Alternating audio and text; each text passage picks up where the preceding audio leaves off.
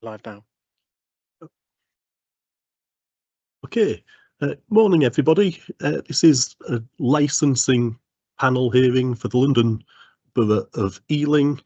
It is Wednesday the 17th of December 2025. It's 10:05 in the morning. So I am Gareth Shaw and I am the chair of this panel this morning. I am substituting for my colleague, Councillor Kim Nagpal, who unfortunately had last-minute work commitments come up, and so I've been substituted on to this panel as a member of the licensing committee, and I'm chairing the panel today. My colleagues are Councillor Praveen Anand and Councillor Tariq Mahmood that complete the panel. Also present are Sean O'Brien, who is clerking the panel for us today, and Ms. Hatun Zeb, who is the legal advisor to the panel. So that's everybody here who is present. This is a hearing for KK Food and Wine, which is trading as Vape and Booze currently at 82B The Green, Southall, UB2 4BG. Now, the procedure for this will be the licensing officers from the council who have brought a review of the license for the premises, and they will introduce why they've got the review. There'll then be questions from the panel and questions then from the premises license holder, who is Avtar Singh Kapoor, who is present with his legal advisor. And after that, we will then ask any witnesses, or rather the licensing officers will ask any witnesses to come forward. And again, questions will be asked by the panel and then can be asked by the premises license holder. Following that, the premises license holder will be able to present his presentation and his submission to the panel. And then again, the same process, that the licensing panel will ask questions, and then the licensing officers and the Met Police who are present will be able to ask any questions as well. Following that, there'll be summing up from both sides, and the panel will then retire to consider its decision. The decision notice will then be given separately. We will go off, consider the decision and come back, and after that the decision will be made, given to in writing within 5 to 7 working days. Okay, so that's the procedures of everything. Is everybody clear? Are there any queries at this stage? I'm not seeing anything, so that's good. So I will briefly introduce it again. It's a bit repetitive, I know, but just for the record. So this is the licensing panel hearing at the London Borough of Ealing for KK Food and Wine, trading as Vape and Booze, at 82B The Green, Southall, UB2 4BG, and Mr. Avtar Singh Kapoor, who is the premises license holder there. So Mr. Deere from the licensing officers, would you like to go ahead, please? Thank you, Chair. This is an application to review the premise you've mentioned. This review has been triggered, excuse me, by the grant of a closure notice under section 80.5 of the Antisocial Behaviour Crime and Policing Act of 2014. Uxbridge Magistrates Court on the 5th of September 2025 by a Justice of the Peace. The bundle prepared for the closure notice forms the basis of the review and is intended to call the officers to clarify any points raised and to give further evidence, and especially Police Constable Beasley, who is, as you've heard, one of the safe neighbourhood officers that covers the area this premise is situated in. I have a very short history with premises. and that is of 2 visits. The first one, excuse me, lost my page now.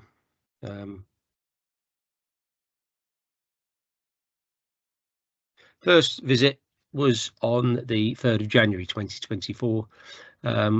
We visited at the time with police officers from the Southall Safe and Neighbourhood team as part of a joint compliance visit following intelligence at the premises. When we entered the premises, one male behind the counter, and we introduced ourselves and the purpose of our visit. It began with an inspection of the premises, and it was noted a large amount of vapes were non-compliant due to the capacity of the tanks. These were on display to the right of the shop as you entered in glass cabinets. In total, 1,261 non-compliant vapes ranging from 3,000 to 12,000 puffs were seized and placed in sealed evidence bags. A receipt was completed, which the son, who was called and attended the premises of Mr. Kapoor, signed for. Mr. Kapoor was not present, and the shop worker called the son's mobile phone, and he arrived very quickly. An inspection was completed, and it was found that no Part B of the premises license was on display. Part A of the premises license was not able to be produced, so it was not possible to check whether any conditions were being breached. It was noted that none of the beers in the fridge were price marked, and there were 2 cases of beer on the shop floor and 6 bottles of spirits. As the premises license holding designated premises supervisor could not produce Part A, we did not find out the breaches that were committed until after our visit, and these were consistent with the operating schedule. I'll just read the numbers of the conditions. Condition 9, which is a fuse was booked, should be kept at the premises, which it couldn't be produced. An incident log was not available. But I'd like to add that I have seen sight of the premises license holders late submission of papers that basically say he's now sorted these conditions and is abiding by them, but those have not been checked because obviously no visit could be arranged at that time. We went back on the 2nd of April again with police officers, and when we entered the premises, one male behind the counter again. When conducting inspection, was made aware that a male had been detained at the rear of the premises involved in drug dealing from the back of those premises. Behind the counter, a small quantity of non-UK oral tobacco and 10 tubs of non-duty paid shisha were found, and this was listed. On the wall was a copy of Part B, and 3 breaches were discovered. Again, that's condition 9. No alcohol training had been given to the shop worker. 10, no alcohol training could be produced, and 33, no refusal log could be produced. I say this has been triggered due to the closure notice, which expired on the 5th of December, and I am informed that the premises have now reopened. But during the time of the evidence gathering, and the officers that will be present today, the ones that are involved in that evidence gathering, we will hear of serious violence, antisocial behaviour, drug dealing, as well as they seem quite minor, but the breaches at the premises license. We have 140 pages of evidence which led the grounds of the closure notice. It was granted on that evidence, and I'd like to ask Sergeant Kassar for his involvement in the premises and his opinion on the nature of the running of that premises. Thank you. Thank you, Chair. Thank you, Robert Dear. So, Chair and panel of councillors, I'm the sergeant for what we call the Integrated Licensing and Antisocial Behaviour Team for the London Borough of Ealing Metropolitan Police side of things.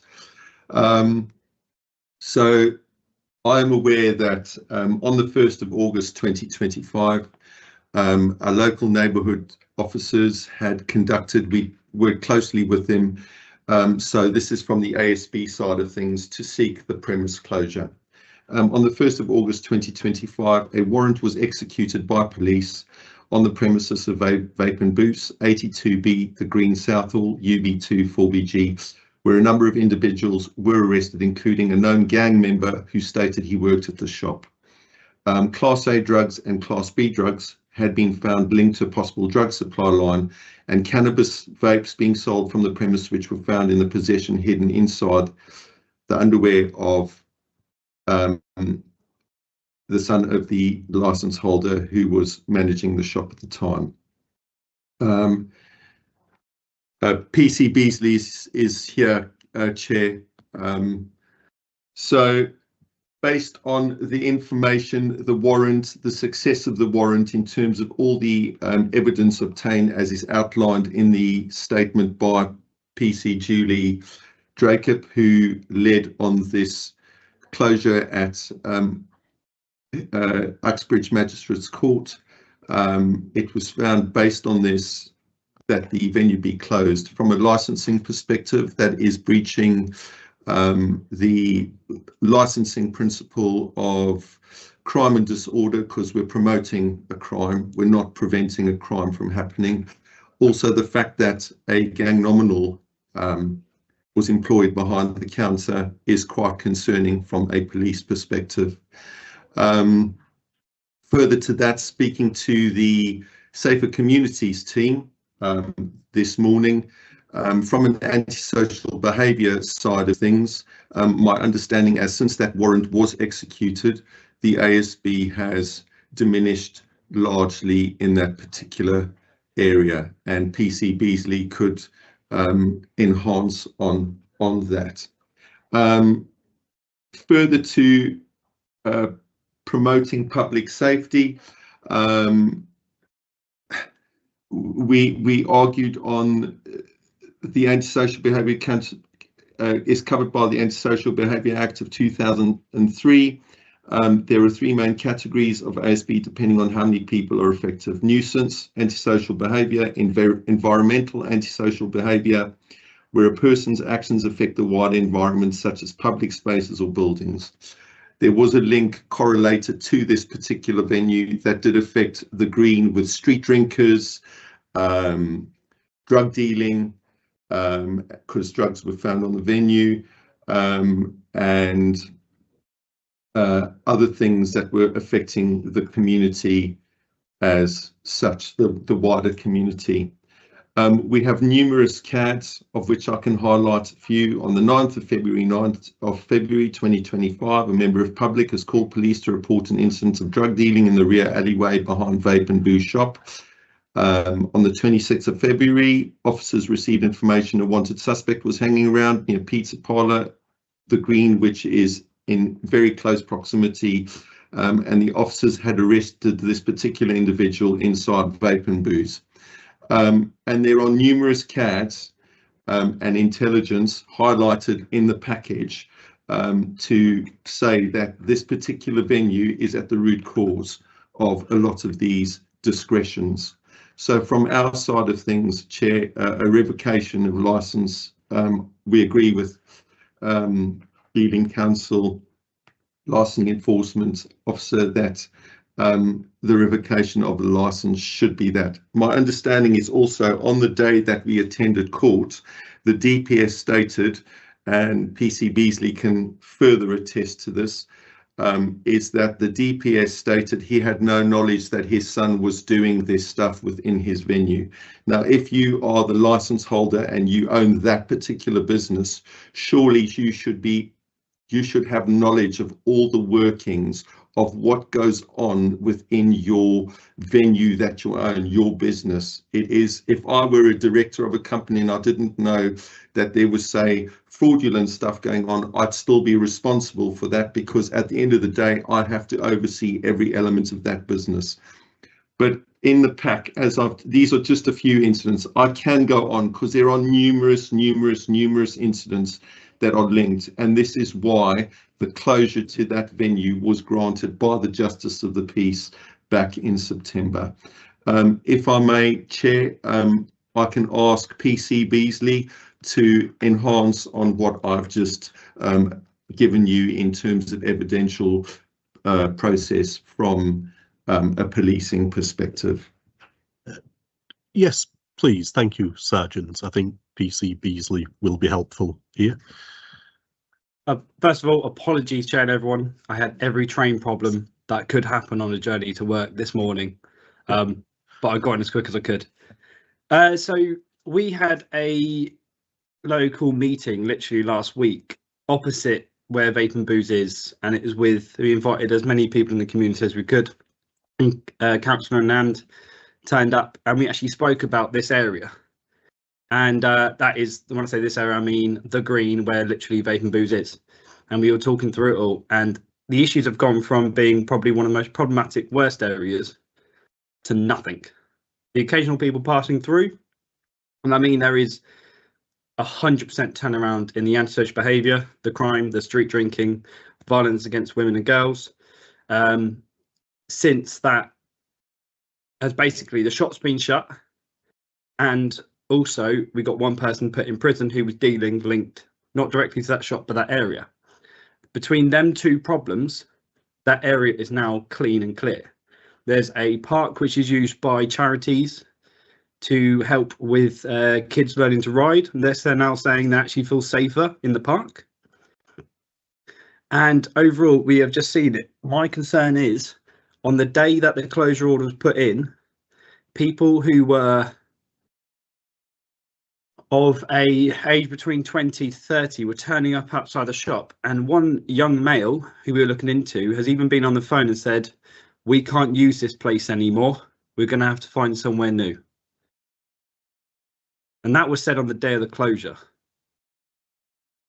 So yeah, this is how much we've seen a drastic turnaround in that area where crime has drastically reduced, and we're just trying to keep it that way. I fear this shop reopening may bring something back, and the local community will not feel safe again. Okay, thank you very much, PC Beasley. Right, if that concludes the officer's case, I will open it up to questions from the panel. So, Councillors Anand and Mahmood, any questions? Councillor Anand, I see you indicating first. Thank you, officers and both police and the licensing, Mr. Dear. I have just a few questions for clarification, please. And that's to Sergeant Dimitri. Firstly, you mentioned about the ASB was drastically reduced or eliminated after the closure. From the statement I heard from, I think it was Mr. Dear or yourself, the shop has recently again opened. So just on clarity there, has there been a jump on the ASB since then? I'll join up my questions because you'll be able to answer these together. So that's one of my questions. Secondly, with regard, unless you prefer to answer them as we go along, but I think it'll be more helpful. Yeah, no, Chair, I think I don't mind. I'll be guided, Chair and Councillor, and then I'll be guided by you, sir. Yeah, I think Okay. if the questions are quite straightforward, Councillor Anand, if you ask maybe three at the most at a time, and then the officers can answer them. Yeah, because I think they're more interrelated.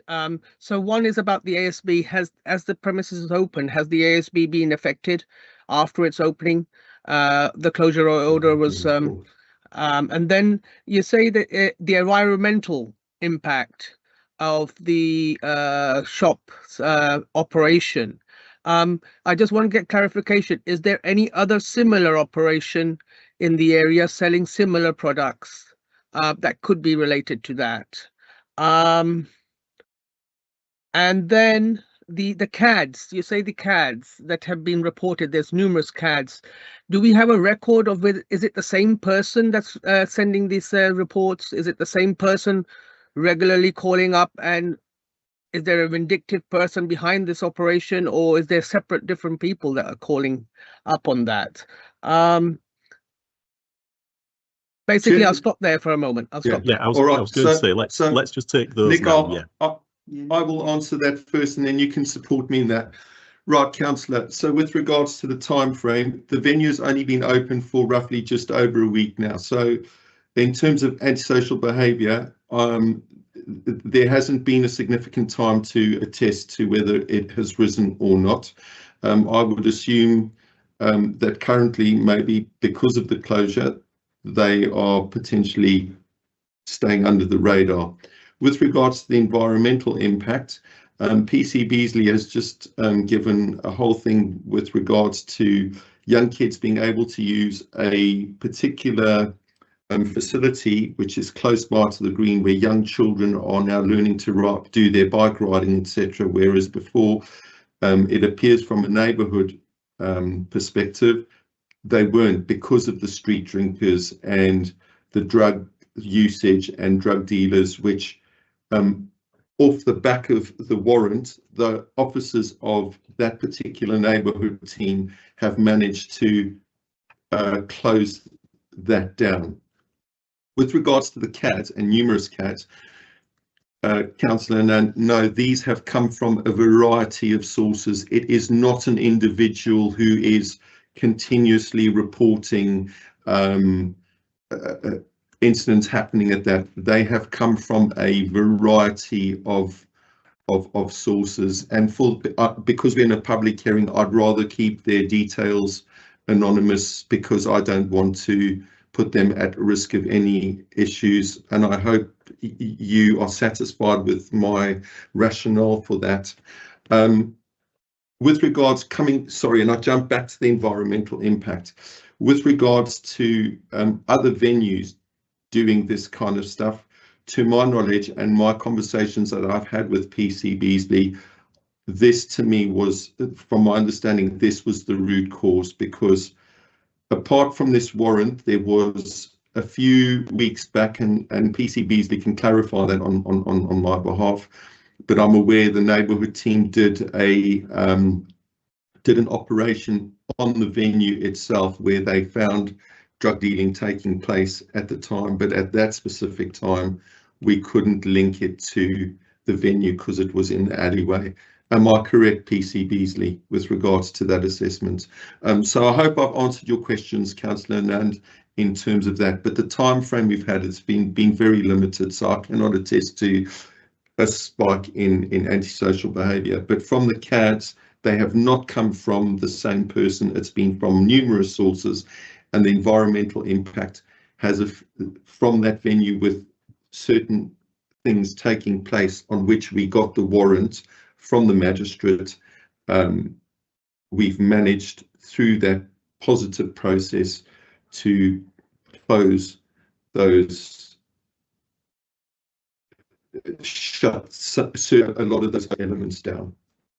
I hope that answers your question, sir. Thank you, Sergeant. I just, Chair, if I may just finish off on one question following this, and that is, can you just hold on 1 minute, please, Councillor Anand, just because PC Beasley did indicate there that he wanted to come in, and the Sergeant did refer back to PC Beasley, so I think we'll just go to him first, and then we'll come back to you for the next question. Thanks. Thank you, Chair.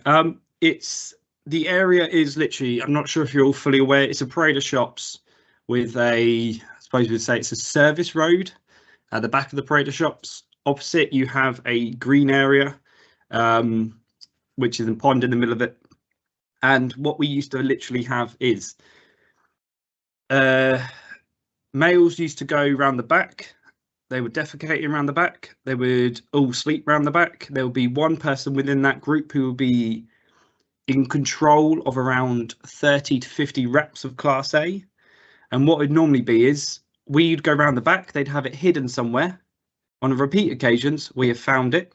We couldn't link it to anyone directly because they would hide it away and they'd all be in the area. And basically one person would be selling it there, giving the cash to another male. And then basically when they had no drugs, they were just waiting out the front of the shop. They'd walk back around the front and just wait out the front. The local shops would all talk to me every single time we were on patrol there, going, we know which one shop it is. We know all the problems we're having at the back. There's even residential properties at the back that were going, there are people sleeping at my door. I can't leave in the morning. I'm scared to leave. The local residents at the back actually built their own barricade because they noticed we would come in one side in the service road, and whoever it was would leave with about a group of about 15 to 20 heavy drug users would literally go straight out the other side. As a team of 2 people, I cannot stop 15 to 20 people, and we got to hope we either find the one with the drugs on that is selling to them, or we got to try basically take away the environmental factors that are holding it. The local shops were literally trying to support us as much as possible, and they built barricades to try to stop them running away, to try and make it less comfortable for them to be there, so they didn't feel like they could just get away. And all of that, all I've had since the shop has shut is thanks. It's peaceful. It's nice. And these are literally the local shopkeepers running up. I've never seen them so happy just to shake my hand, which is not something that Southall has had with police officers, because of the community, it's not as easy for us to get into. They are very happy with what has been done, and they are quite concerned with it being open. I've received numerous calls already. But, you know, it has, the ASB there was very impactful. So on the day of action, when officers did a search of the property, there was a young male round the back who had a load of Class A on him. There was a younger male who we linked to our local gang, who was literally at the back of the property as well, down this service road, at the same time the warrant was going on. And that male at the back is the link to the young male that would used to work in that property, in the shop. And that's why we have our big concerns. Okay, thank you very much. Now, Councillor Anand, you had another Yes, question that you wanted to ask. Yeah. Just following up on both PC Beasley's and Sergeant's comments here. I just, in my mind, just want to get some clarity here about the relationship of the drug dealing and the shop. I've heard yourself saying that, but my thought that I want to get clear in my head here is that would the arrest of the gang member of being the root cause of actually the whole area getting peaceful, and they going, as someone said just now, that they would go somewhere else, we have to find somewhere else. Is there anything that you could say is that the arrest of the gang member has stopped all this ASB, or is it interlinked solely with the shop operation? I am not very clear at the moment to say that it's solely linked to the shop. I have to still get convinced or understand more during the hearing whether the arrest has actually stopped the ASB or the shop closure only has stopped the ASB. Thank you. It just, maybe someone can elaborate on that if you've understood what I'm trying to say. Thank you. Okay, I see PC Beasley is indicated first, yeah.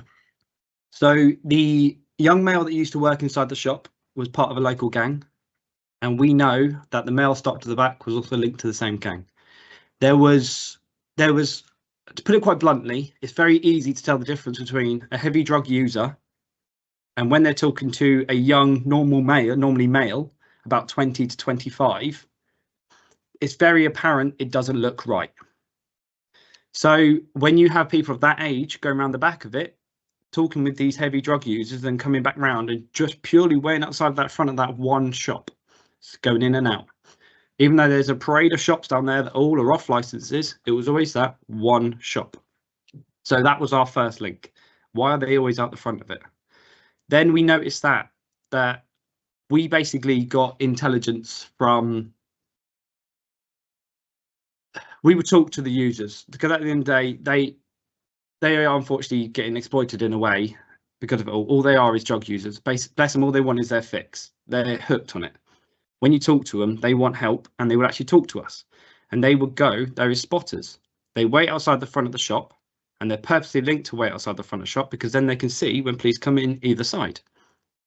And they can literally just call out the back, message out the back, and then literally the drugs. All one person's got to do is shout, because there's a whole service road. It's a tight road. We can't get down there quick. And even in plain clothes, we still stand out. I mean, I've been around here for 11 years. I get good morning officer when I walk in from the train station to work, even if I'm in my normal clothes. I can't do plain clothes around here because they all know my name. It is a matter of they would literally go round, it seemed to be as a spotter, and come straight back round at pre-warn to sell their stuff. And that has not gone on once since that shop has gone. The male that was arrested at the back was actually not the stop of it. There was a separate male who used to sell drugs at the back. Then when the shop closed, he used to sell them further up. And he was trying to sell them back again, but the local shops would then call him every single time. And he refused to leave that area. And the intelligence is because basically he was getting sent to that spot because they knew they could keep an eye on him because of the shop.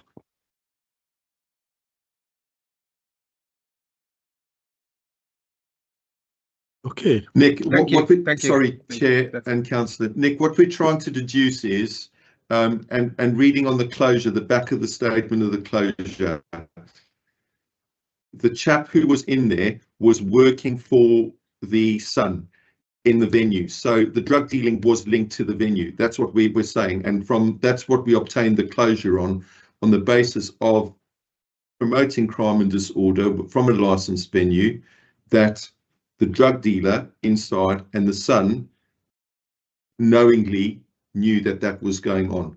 The father, however, didn't. I'm being transparent, Councillor. And as a result of that, he should have known what was going on because it is his business at the end of the day. He is the DPS. He is the license holder. He is the one who should be knowing what's happening within his operation. And in this instance, he's pleading ignorance, but the judge or the magistrate agreed at the time that there was no case to answer because he didn't know what was going on, and that's what we obtained the closure on. So the dealing was emanating from within the premise. Is that correct, Nick? Yes. Apologies, I probably didn't explain it the best, but yes.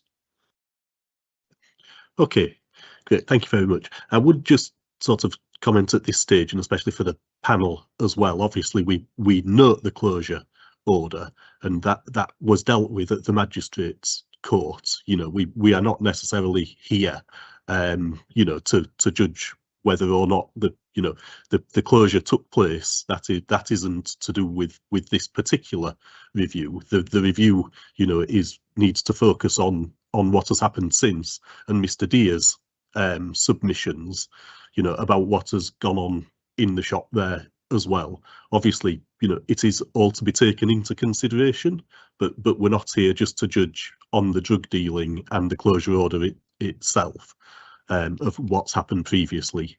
So now, Councillor Mahmood, you have been waiting patiently with a question while all of this has gone on. Thank you. Thank you, Councillor Shah. I exactly follow. I was thinking while you were talking to that, we are here, Sergeant Dimitri, we are here to understand and analyze actually all these antisocial drug dealing and all these activities are directly related to this premises, and that premises will be shut. All the activities and all these things will be tied down. So that's the reason we are here as a panel, to understand. Like, I don't know, I've got two questions with you. You said one of the gang member has been arrested from the shop, and you said the large portion of drugs found in the premises. Is that what I heard? Yes, Chair. From the warrant that was executed by PC Beasley and the proactive team, there were drugs found within the venue. I wasn't present on that day. I was abroad in South Africa, but my understanding is that was what happened on the day of the warrant when it was executed. Right, and the peoples are doing drug dealings at the back of the alleyway or whatever. So they can, how much you are confident they are directly related with that premises, and they have got some connection between that premises and the activities are happening around there.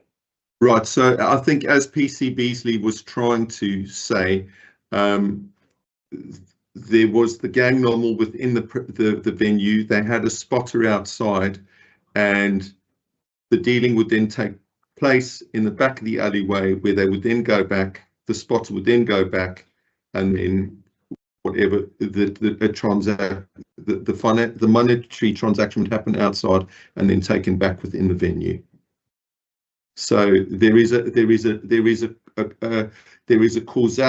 causal link from the gang nominal inside to the spotter outside, dealing it to the outside, coming all the way back inside. But so there if is no... we had, sorry, Councillor, so if we follow that line of evidential chain, that would mean that the gang nominal inside has his spotter outside. The spotter outside, then the drug dealers, the drug users approach. They then go around the alleyway where the deals then take place behind Vape and Booze. They then come back, and then so there is that linear causal link from point A to point B to point C, all the way back from point C to point B to point A. I appreciate, Sergeant Dimitri, all of the work and all of your observation, but what I want to understand, there is no direct transition within this premises in regards to the drugs. There were drugs found within the premises, Councillor. Am I right, PC Beasley, from the warrant that you executed? So apologies, I wasn't actually on the warrant. We were working on it together, and they went out basically because they were basing it off of what they saw to when they actioned the warrant, and they actioned it before I got into work, based off a call that came into police. So I wasn't actually there, I'm afraid, but I believe it was Class B was found inside the venue. One of the members that used to work in this shop, he did get sacked on their behalf. I will give him the benefit of the doubt. He did get sacked, or at least released from work, was literally one of these gang members. These gang members used to walk in and out talking to whoever's in the shop. And I mean, this is after the first one got unemployed by the shop. These group used to be walking in and out, just chatting with them, always out the front. And it was always that shop. There is a lot of stuff we cannot disclose on an open forum, should I say. I don't know if there's a way we can disclose in a closed forum in relation to this shop, in regards to the intel, which I can then disclose more of a link. It's all in the pack, is it not? The intelligence is on the closure pack, which is part of this pack. Yes. Yeah. There is a little bit more to it as well, but that's stuff we could not disclose. Yeah. No, I was just going to say, you know, obviously we have the pack of papers. There are quite a lot of details. I mean, there's a lot of details within the papers. It's a very substantial pack of papers of evidence. Yeah. There isn't. We can't go into private session here because this needs to be held in public. I appreciate what you're saying and understand why you're saying it, but I'm afraid that's not possible. I will just check with our legal advisor, Ms. Zeb, on that, but that is the position, isn't it, please? Yes, yes, Chair, it is position. PC Beasley, I'm unable to obviously advise you. I can only advise the panel. But just to remind you that the focus of the panel is to concentrate on the licensing objectives and how this premises is not upholding the 4 licensing objectives. So if there is any intel that you have, which you are reluctant to share, I expect that's because there are investigations ongoing, etc., which you wouldn't be able to do in any event. So it's only what's relevant to the licensing objectives that the panel will be considering. Thank you. Thank you for clarifying, Ms. Seb. Yes, and Councillor Mahmood, do you have a further question there? Thank you, Chair, and I will hold my observation on this. I will not see the last holder presentation as well. So thank you for that. Yeah. Okay. Thanks very much. So just a couple of questions I have for Mr. Deere, and to do with the 2 visits that you mentioned that took place. First of all, there was, you know, a very large number of oversized vapes there that were seized, and I know it's within the pack, but just that was in the January. When was the second visit? I know that it's within the pack and there is a date there, but how close was that in relation to the January visit?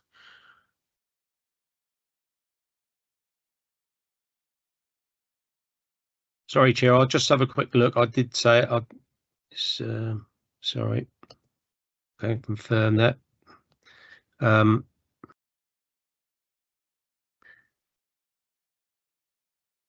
2nd of April, I think I heard. 2nd of April, 24. Yeah. Thanks, Councillor Anand. Yes. And thank you, Councillor. yeah.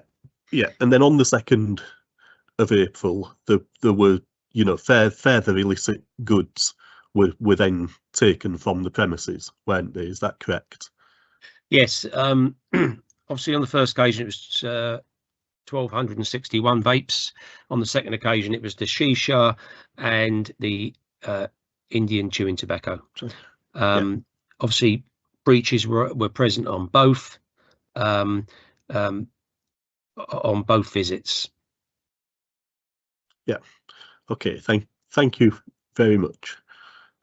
So I just thought it was important to clarify that, just so the panel, Councillors Mahmood and Councillor Anand, can have that in mind, along with the evidence that we've heard from the police team here as well, and that is also the sort of the focus for sorry, us. Chair, as well. I'd just like to point out that those 2 visits were carried out on the request of the Metropolitan Police to assist them with the premises. We were aware of the premises, but those 2 visits were joint visits with the Safer Neighbourhood team because of their concerns as well. Thank you. Okay, thank you very much. Now I see that there's an indication from the premises licence holder there, so you will get your chance. I'm going to just about to come and ask you if you have any questions for Mr. Dear there. I just want to check that the panel, Councillor Mahmood and Councillor Anand, are there any other questions that you have at this time? No? Okay, yes, if you would like to go ahead then and with your questions. Thank you. It's actually not for Mr. D. It's actually in regards to being said that there was an assessment that took place a few weeks ago in regards to the area of the green and the issues that were going on there. So just wanted a bit of clarification. What was the assessment and when did it take place? I think my question is more to Sergeant Dimitri. I think he mentioned that some sort of assessment took place. No, that was PC Beasley. He was talking about he'd had a community engagement there recently. Yeah, it wasn't an assessment. What we had I'm trying to think. We call it a drop-in session, where the local community, we basically set up inside one spot. We go out to the community and go, come talk to us. Come tell us about your issues that are police related. And because then we can basically formulate plans, put it up into our packages of what we know and get a better story of what's going on. Because a lot of the community in Southall weren't actually reporting to police. They'd rather just see an officer in the street and talk to them. So we put it out that way. And we did it on the green opposite in it's like a little hut, it's like a community event place, but it's literally opposite where Vape and Booze is. And the area is basically, it was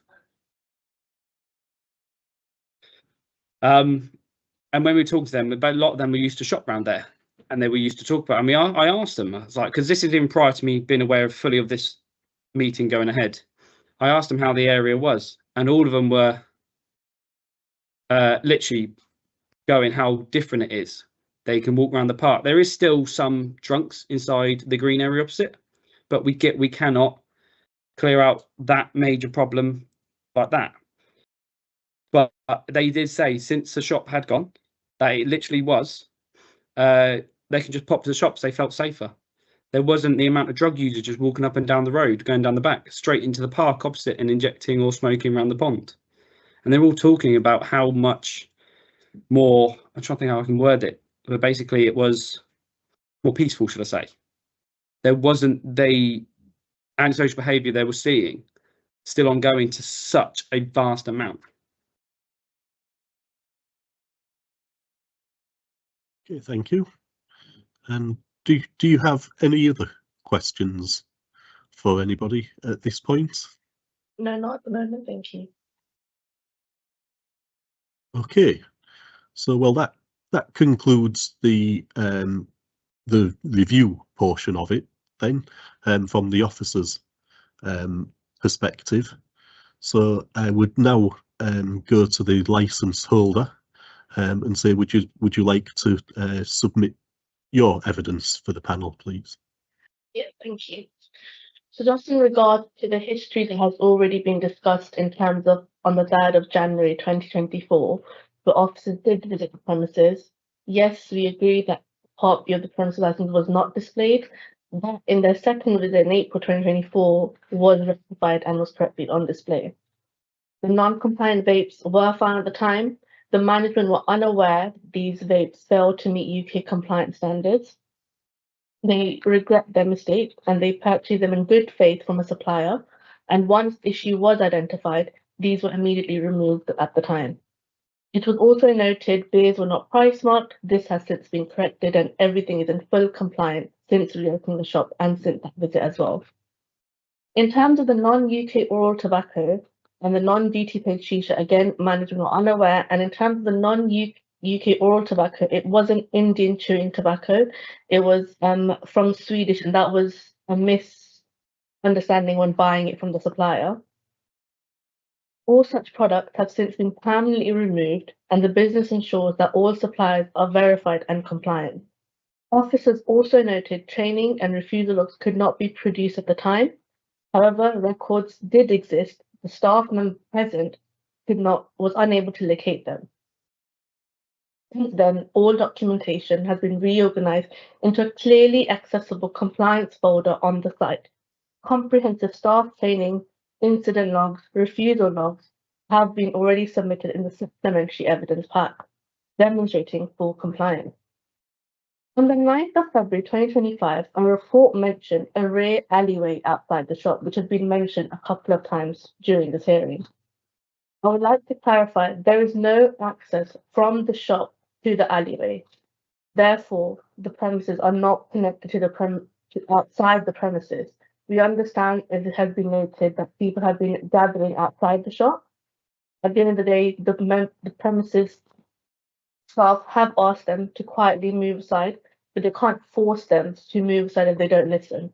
As has been discussed, on 26th of February 2025, reportedly a suspect was arrested on the premises, and it has been said in the report as well that he was in Pizza Parlor, which is a few doors down, and was there seen earlier.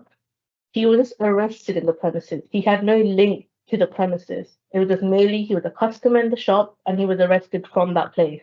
That does not mean he has a connection with the premises or the license holder. The shop had no involvement. Again, the report dated 26 April refers to an informant believes certain activities were taking place. I would like to refer to paragraph 9.43, which states licensing authority's determination must be evidence-based, which is appropriate for the promotion of the licensing objectives. In this case, there is no factual evidence being provided to substantiate the claim this informant has made. SARS v drugs have been noted today, have been found on a person inside the premises. That does not mean they were directly in the premises stored. The shop had no involvement with the drug users, the gang member, and as reported, the so noted gang member that was an employee who they were unaware of was a gang member, as reported, was sacked straight away because they did not want any further issues because of him. Therefore, any speculation or hearsay should not form the basis of a licensing decision. The premises was sealed on the 5th of September 2025 for 3 months.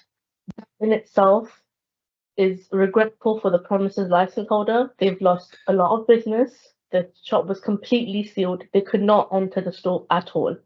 Despite this, crime has been continued in the area. We cannot say that now in the green there is no crime at all. Again, this demonstrates such activity is not linked to the shop. It could just be that the person that was arrested is no longer there now. So attempting to associate the premises with unrelated criminal behaviour would be inconsistent. Okay, I'll just pause you at that point in time. Ms. Zeb, I know that you want to come in, so would you like to come in at this point? I have a feeling I know what you are about to say. Thank you, Chair. It was just to remind Ms. Kaur that there are no rules of evidence in this hearing, so whether it's hearsay or not is irrelevant for the purposes of any submissions made during this hearing. This is not a court of law as such, and she should be aware of the rules that apply in this type of arena. Thank you. Yeah. Okay, thank you, Ms. Zeb, for that guidance. Yes, and I sort of would also sort of like to mention as well, Ms. Kaur, that as I said, you know, we are concentrating on what the panel can focus on. That, you know, the closure notice has been served, you know, and we appreciate that the evidence for that was all heard in the magistrates' court, and the decision was made by the magistrate in that court. You know, we're not here to rehear that. That is just a fact of what has happened. Apologies, guys. Can I continue now? Yes, please. Yeah. We fully acknowledge that some earlier compliance issues occurred while Mr. After Singapore was in Singapore has since been banned from the premises and has no involvement in the business since reopening. To strengthen management and ensure continued compliance, we propose a new DPS, Mr. Kuljit Singapore. He has an extensive experience managing off-license shops and has been overseeing operation responsibly since the shop has reopened. He fully understands the licensing objectives and is committed to working closely with responsible authorities to maintain full compliance and cooperation. I would also draw the committee's attention to paragraph 1.18 of the section 182 guidance, which recognizes that licensed premises make a positive contribution to local communities, supporting employment, business growth, and the local economy, as long as the premises is in full compliance and upholding the four licensing objectives. This premises provides essential retail services and contributes to local business rates and supports local jobs. Revoking the license will not only penalise a business that has since demonstrated full compliance. We understand the shop has only been open since the last 12 days. However, a big change has occurred, with a new person operating and running it responsibly and proposing a new DPS. We believe the license should remain in force. However, if considered any enforcement action, the licensing subcommittee we'd request for a limited short suspension, giving the new DPS an opportunity to continue demonstrating full compliance and responsible operation going forward. Thank you. Okay, thank you very much, Ms. Kaur.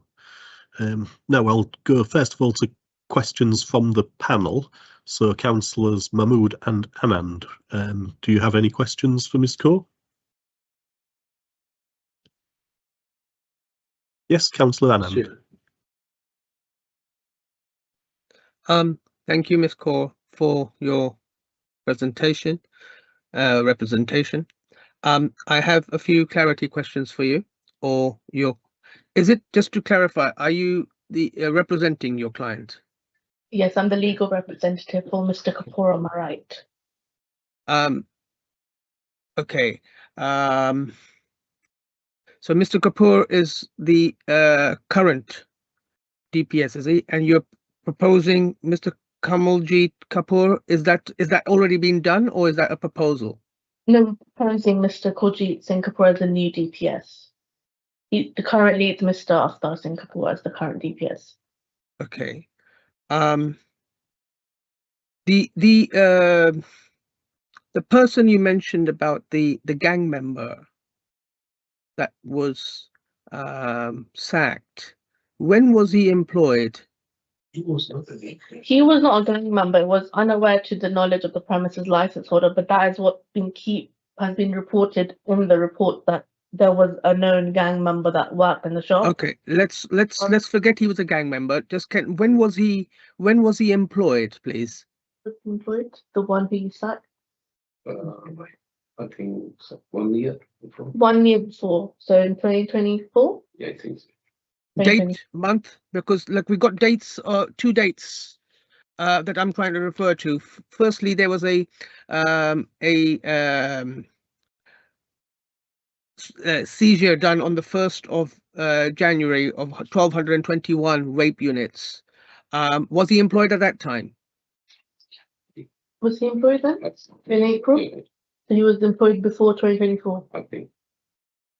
Yeah. Okay, He was. so and he was he still employed when the second seizure was taken in April 24? Yeah. Or was he sacked by then? And he was sacked this year, right? Yes. He was sacked this year. He was still employed last year in April 2024. So he was sacked before the closure notice. Yes. Okay. So that's not a year, that's just this year, then he was sacked. No, you had asked when he was employed. Okay, and so he was employed and then he was sacked this year, yes? That's correct. Okay, and just to go back to the training, I see that you had a supplementary insertion done for our guidance, which was signed on the 4th of December. That's I correct. want to just understand, what was the training prior to that? The training that was. So you had something for our attention, which was signed on the 4th of December this year. Yeah, a training schedule. I just want to understand what was the training schedule before that, or was there any? There was training schedule before that. It was the safe staff training manual. However, the staff at the times could not locate that. Staff training was provided from the same staff training manual, which goes through the promotion of the 4 licensing objectives, underage sales, upholding Challenge 25 policy. So that's what the staff training goes through. Okay, and just my final clarification here is that I've understood from your representation that you are proposing a suspension, and you're also proposing Kamaljeet. What's his experience, please? He has worked in off-license shops for the last 5 years, and he has undergone his personal license as well. He has worked in a variety of off-license shops, starting from the bottom as a sales assistant and going up to senior roles. And he's been running the premises since it has been reopened as well. And I do understand that 12 days is a short time to understand or give any understanding of what the issues are, but he has been running it compliant, and everything has been in compliance as well, and is being run responsibly. So therefore, that's why we are proposing a new DPS to ensure any earlier compliance matters aren't in the. Is there any relationship between the current DPS and the proposed DPS? We are partners of the business. No, so they're beneficial owners, both of them, are they? Yeah. What, as of after the closure notice or before the closure notice? Has he been a partner with you before the closure notice? Since before the closure notice, but at the time he didn't have any day-to-day running activities in the shop. But now, since the occurrence of the closure notice, now he has been running the shop himself. Thank you, Chair. I have no more questions. Thank you. Okay, thank you, Councillor Anand. Councillor Mahmood, you have some questions. Thank you. Thank you, Chair. Thank you, Ms. Kaur. Just a simple question. How long you have been doing this? This business holder is running that business on the same place. How long have you been running? The same place. Yeah. 4 years. 4 years. 4 years. And I just wanted to analyze that in these 4 years, is it these type of antisocial behavior or the other activities is rising by the time? So we just wanted to know, like, how much you are taking responsibility, what is happening surrounding on your shop. Was it happening before? No. No, it wasn't happening before. And obviously, since the issues that Awas are facing, they did ask the people outside the shop for any matter, whether it's the people that have been reported or anyone else, if they stand outside the shop for a long time, please leave quietly policy that has been in place. There are posters around the shop to say to please leave quietly, to respect all our neighbours, whether it's local shop or residential properties. However, at the end of the day, they can't force people to move away. They can only politely ask them. And so those are the issues that they did face. They did try and tackle them, but obviously it came a bit too out of hand for them. Right. So thank you for you clarify that the police, when the drug, actually there was some person was inside when we found the drug, that there was no drug found in the premises. Is that, you clarify that? Yep. Right. Thank you, Chair, for the time being. Okay, thank you. I know Mr. Deere has some questions here. I will come to you, Mr. Deere. I just have a couple of questions myself on this. So first of all, Ms. Kaur, you mentioned with regards to the illicit vapes that were oversized, you mentioned that the management was unaware that they were oversized, and that they'd been bought in good faith, if you like. So where had they been purchased from? Where were the vapes purchased from? From the dealers. Our cash and carry wholesaler. From our cash and carry wholesaler, they were purchased from. And obviously, if they let me just rephrase my words correctly. They were unaware. That's why they were on display. They wouldn't put something that's non-compliant on display purposely. They were genuinely unaware of that, and they were on display because they didn't realize that what they had bought wasn't the right product. And obviously, when the visit happened, those were seized. And since then, they haven't been appeared again because they've realized that they need to make sure what they're buying is in compliance with all the rules and regulations. Right, I see. So they were purchased at the cash and carry, and what they were just boxed up, were they? And they were just purchased as a box of vapes without any size indication of them or what they were. How were they purchased? Were they in a box? Did they have any label, any signs? No, open. When you purchased them? Open. Boxes. There were boxes. Yeah, there were boxes. So they were just boxed without any labels on and without any signs saying of what sort of size they were or what they were. Any indications perhaps of the vape's flavour or tastes or anything? It had flavours. Yeah. It had taste and the flavour of it, but no other indication, I believe. Yeah, but there was nothing else, and there wasn't any said there was no size indication on them, despite there being flavours listed on the box. Just flavours. Yep. Okay, and then I note in the second visit and the seizure, there was an amount of shisha was seized. Again, you say that management were unaware of this. So again, where did the shisha come from, and where had it been purchased from, and how was it labelled or packaged? Same cash and carry it was bought from. Okay. From a wholesale. Yeah, and again, it was just plainly packaged, was it? Was it plainly packaged? Did they have anything written on it? Just the flavours and then. Yeah. Okay. I would then like to ask the licence holder if this is the same cash and carry that he still uses for purchases. No. No, you don't use it. No. No, so you're using a different cash and carry altogether now, are you? I know about it. Yep. Yeah, he's using a different cash and carry, not that one now.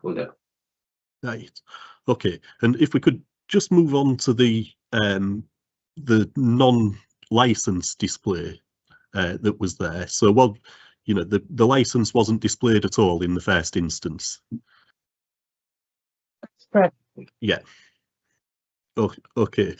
And then you've mentioned that training logs and refusal logs that were part of the licensing conditions should have been on display. Yes, but you say that the staff member didn't know where they were. Is that correct? Yeah, that's correct. Okay, so could I ask just where they were in the shop then? Where were the staff training man and all the logs in the shop? Were they somewhere else? Yes, definitely. They were in a drawer? Apparently they were in a drawer. They were in a drawer that the staff didn't know that was in, but now they've just kept next to the till. Right. Okay, so the staff weren't aware that they were in that drawer. Yeah, that's correct. Yeah, so had there been any refusal of sale of alcohol then in the period, say for a year before Mr. Deere came in? Yeah, was Or, there a few? Yeah. Yeah, there was. There had been, but it hadn't been reported. It hadn't then been recorded in the logs as it should have been. That's Okay. yeah. Yeah.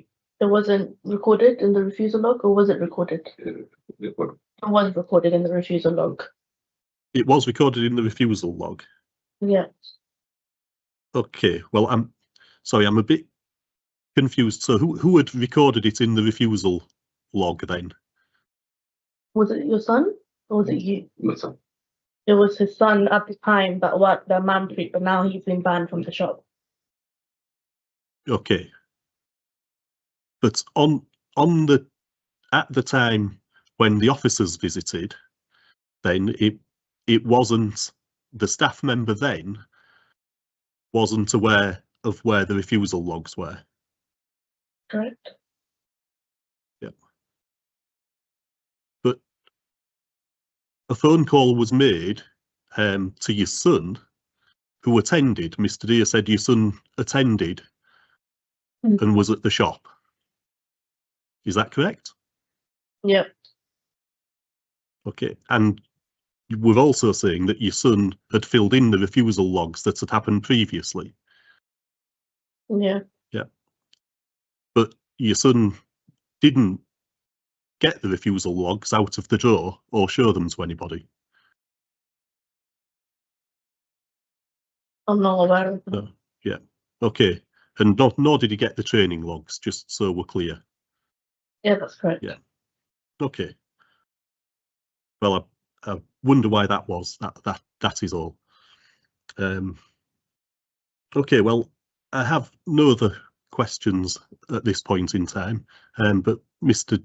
Deere, we'll go on now to questions from others. And Mr. Deere, you've indicated and been waiting. Thank you. Thank you, Chair.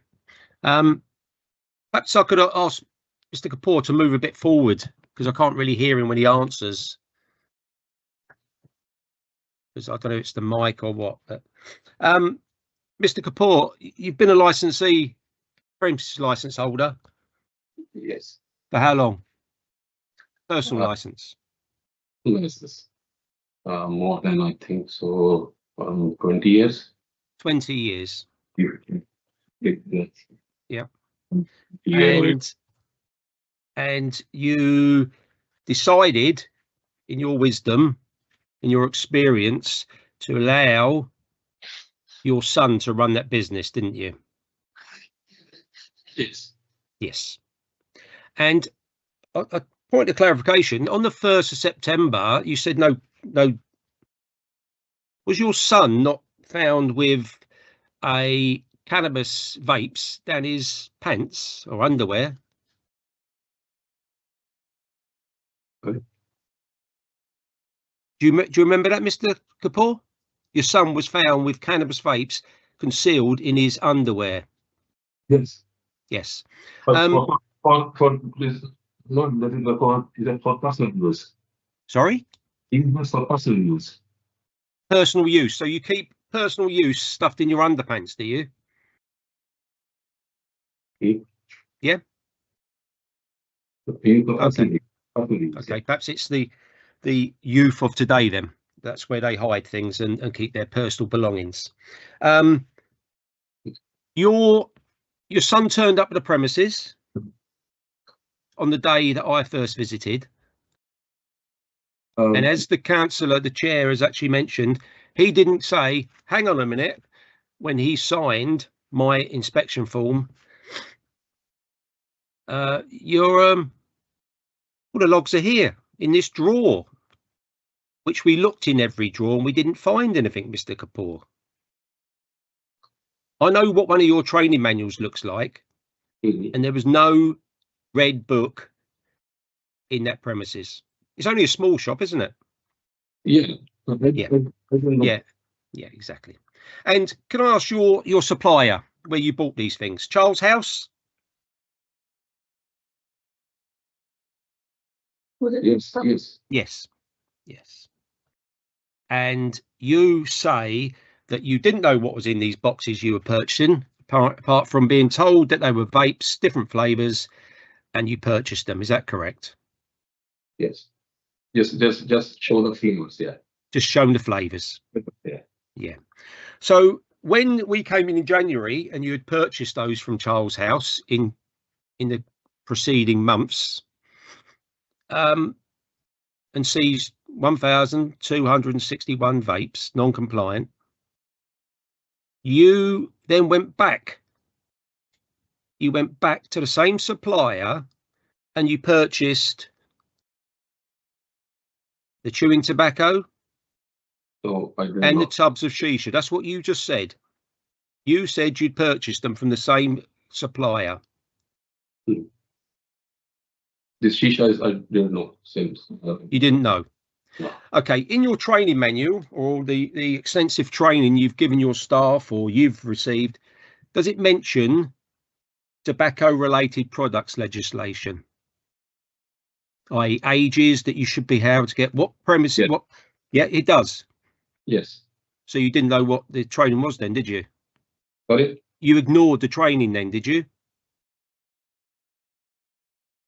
You ignored the training you had been given about tobacco-related products. No. You didn't. You didn't ignore it. I didn't know. You didn't ignore it. So you knew that anything over 600 puffs was illegal. Yes or no? 600 puff? Yeah. Yes or no? Yes. So you knew it was illegal, but you just told us that you didn't know they were illegal in the shop. After. Even though you'd already had the training. And the fact that the law came in, those shouldn't have been in your shop, should they? The law came in 2024, changing vapes.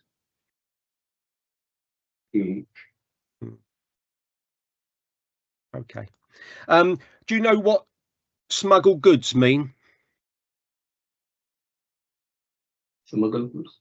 Smuggled goods, non-duty paid goods. Let's put it that way. Yeah. And that's an offence under section 144 of the Licensing Act 2003. So that's one part of the crime and prevention of crime and disorder objective you are not upholding, are you? Restriction. So it's all changed, but it's all changed because 12 days ago you reopened your shop. Is that correct? Yes. Well, you're in your 12th day now, aren't you? And you've changed everything. You've managed to get a new DPS who's you're going to get a new DPS. Why haven't you changed him in the last 12 days? We were waiting upon the review hearing. Oh, what? So you'd keep Mr. Kapoor here, Mr. Avtar Kapoor, as the DPS if this license is not revoked? No, that's not correct. The proposed DPS would still go through regardless. However, if we put the new DPS prior to that, he wouldn't have knowledge of the previous things that happened, so it would just be correct for the current DPS to be here and be answerable to your questions. No, because the review is served on the premises license holder. Is that not correct? That's correct. So he would be here, wouldn't he? Mr. Yeah. Kapoor would be here in front of us. Right. So your son works in the shop. You just basically handed that shop over to your son to run it. He was obviously, I don't know, he's a drug user, is he? No. No? But you said it was for his personal use, the cannabis vapes. I didn't know. You didn't know. You didn't know your son was taking drugs or whatever he's taking or using, shall I say? I didn't know. You've got no control of that premises, Mr. Kapoor, have you? No, I can't control it. You just walked away from it. You gave it to your son, who invited all his friends to stand outside the shop, discourage other people coming anywhere near it apart from drug dealers. And if there was another gang that come into the area, as we've seen on the police evidence, they chased each other off with machetes, didn't they? And slashed each other. That's what you encouraged. Would you say that is the upholding the crime and prevention objective?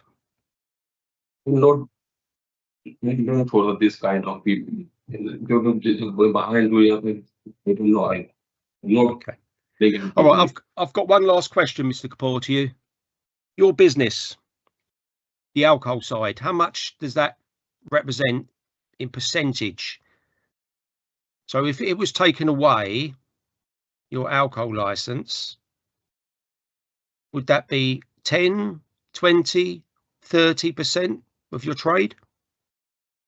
around 35. 35. You haven't got that much alcohol in your shop, Mr. Kapoor. Yes. No, you haven't. Not unless you've restocked it and changed the outlay land since I've been in there. No, I know because I'm working long time, so I know. You know. Okay. Even though you're not in control of the day-to-day running of that business, are you? No, I will frequent one in my. You're not, are you? I know you're not. Okay. Okay, Chair, I'm going to leave my questions there for a moment. Thank you. Let the police officers have their questions if they've got any. Okay, thank you, Mr. Deere. Sergeant Dimitri, do you have any questions? Yeah, Chair, I think Bob has asked quite a few of the questions I was going to ask, so I don't want to be repeating myself. Okay. Or him. Yep. Okay. Thanks very much.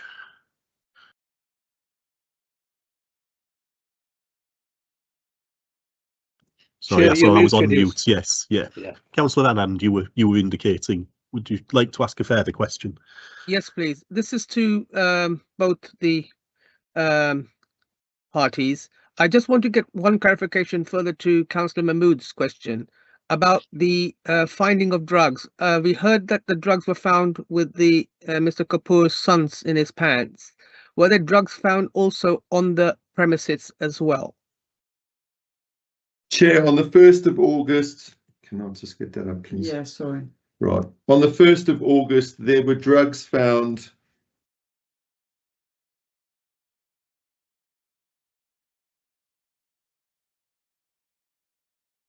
Right. So on the 1st of August, there were drugs Class A, Class B found within the premises, and there was cannabis vapes found within Mr. Mahmood's son's underpants, cannabis vapes. Okay. Did anyone show whose they were? Did the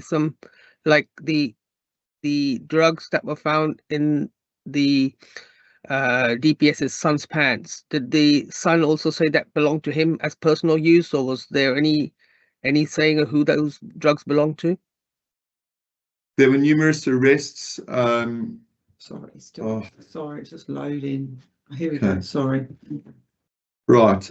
So Class A, Class B drugs being found linked to possible drug supply line is what I can give you, and cannabis vapes being sold from the premises, which were found in the possession hidden inside the underwear of the son of the license holder,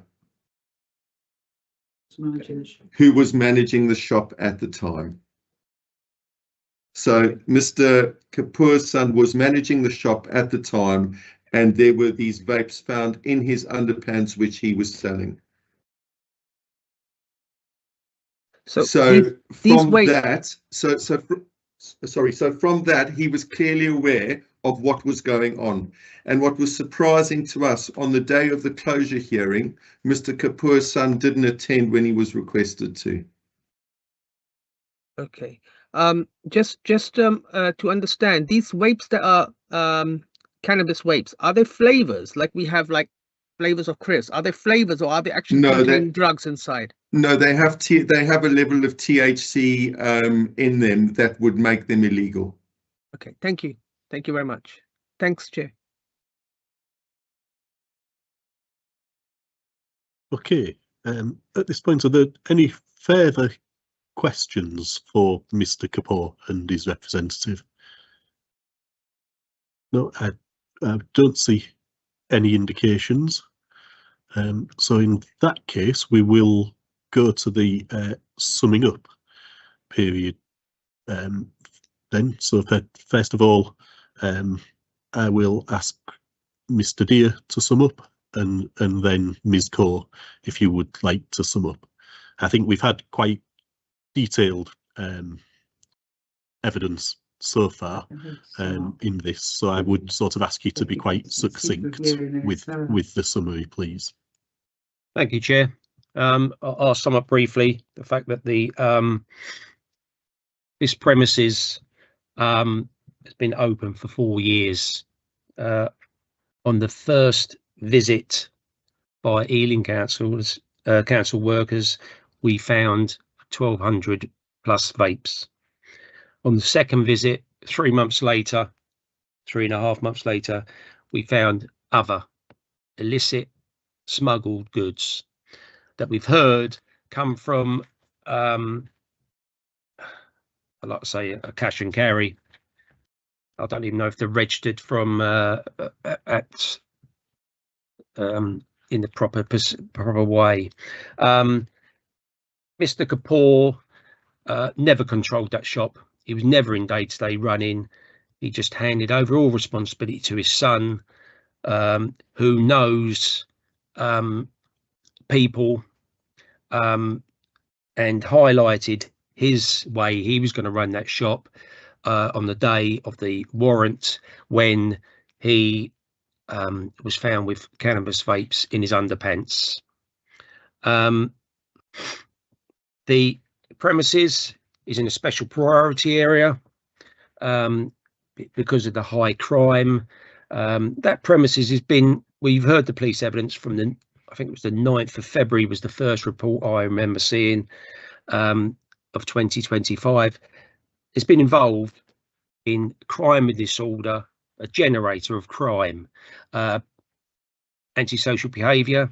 So that's 2 of the 4 licence objectives they are not upholding. The premises is closed for 3 months, and we hear from residents, shopkeepers, and also when I turned up and put the blue poster, I was told, why don't you just keep the shop shut? And I said, read the blue poster, to the gentleman who asked me that question. So the area has benefited by the closure of his premises. Should you take the premises license away? In my opinion, yes, due to the lack of promotion of the license objectives. The area has got better. Will it remain better? I don't know. We've kept the shop open now for 12 days, and we've heard today, like we often do, is that they're going to change the DPS. They've got all these training manuals now. Nothing's produced. Nothing is produced here. A paper copy saying, look at all these people we've refused alcohol in the last year, our training records, look at this training we've had. So nothing. Yeah, we've heard going forward what is going to happen. Is the person allowed a second chance? Well, I think this is would be his 4th chance. 2 of our visits, and then a justice of the peace looks at the evidence before him, and you have to take this into consideration. This decision to close the premises 3 months is why this review was triggered. That is why you have to take the evidence gathered and what was said at that hearing into consideration about the prevention of crime and disorder and the other objectives. The new premises designated premises supervisor. We haven't heard what shops he's worked at, if he's been a license holder in Ealing before, because obviously we wouldn't have a chance to check those details and see if they've worked any other premises that have come to our notice before. So I would say smuggle goods on the premises, criminal offence. Breach of licensing conditions, an offence. Some only technical.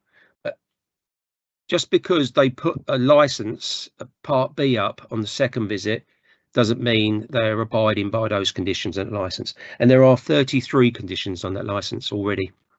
If we impose more conditions on that license, would it benefit? No, it wouldn't. The only benefit would be to revoke the license. And I appreciate your decision today is a fine balancing act. And we've mentioned the old new part of the guidance, which I've heard now in the last 3 hearings I've sat in, 1.18, about the economic growth. Well, yeah, let the shops around him grow and get that economic growth.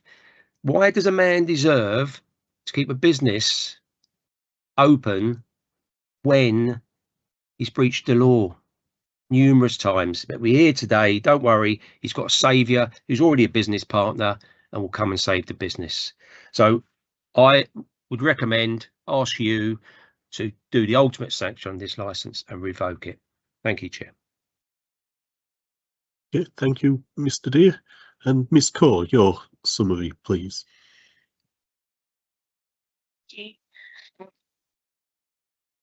Premises has taken substantive corrective action and has provided full evidence of compliance that has been prepared to reopening the store.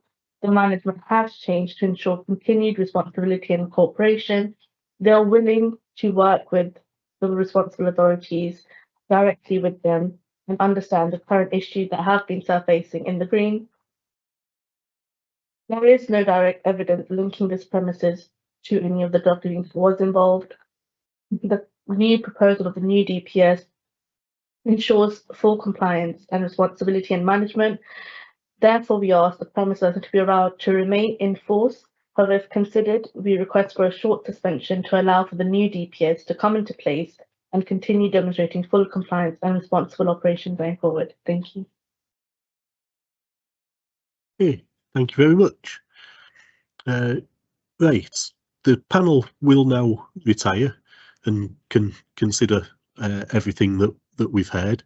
I'm looking at it's 11:33 at the moment, according to my computer here. We will come back with a decision, hopefully at 12:30. I think that an hour or so should be enough for us to have that decision ready.